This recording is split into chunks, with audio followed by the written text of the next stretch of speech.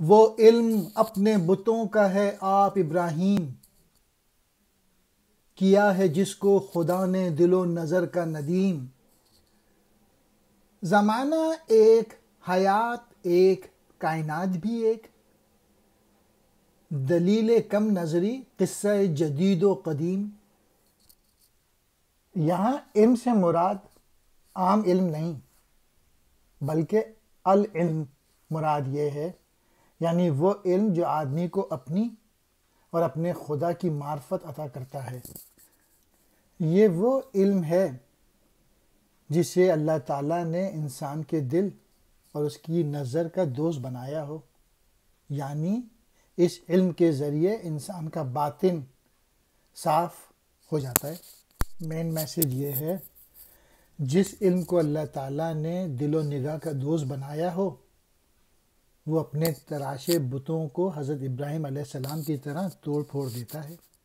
جب زمانہ بھی ایک ہے، زندگی بھی ایک ہے، کائنات بھی ایک ہے، تو پھر ہم کو جدید اور قدیم، نئے اور پرانے میں تقسیم نہیں کرنا چاہیے۔ یہ کم نگاہی کی دلیل ہوتی ہے۔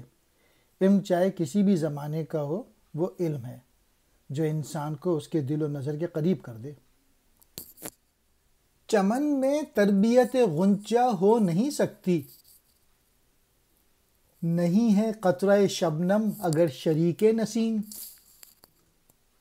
وہ علم کم بصری جس میں ہم کنار نہیں، تجلیات کلیم و مشاہدات حکیم۔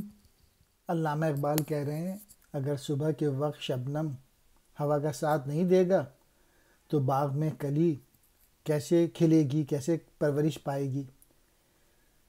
اور ایسا علم جس میں حضرت موسیٰ علیہ السلام کی تجلیات اور حکیم کے مشاہدات ساتھ نہ ہوں، وہ علم علم نہیں ہے، جہالت ہے۔ لہٰذا وہ علم جو نظر میں درستی اور دل میں پاکیزگی پیدا کرے، وہ دین کا حصہ ہے۔ مین میسیج یہ ہے کہ جب تک علم آسمانی دین سے ہم آہنگ نہیں ہوگا، تب تک جہالت ہے۔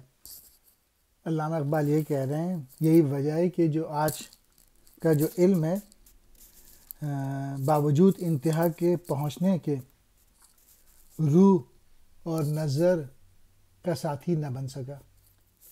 ندیم ساتھی کو کہتے ہیں، کم نظری نظر کا کم ہونا، قطرہ شبنم اوس کا قطرہ، نسیم کہتے ہیں صبح کی ہوا۔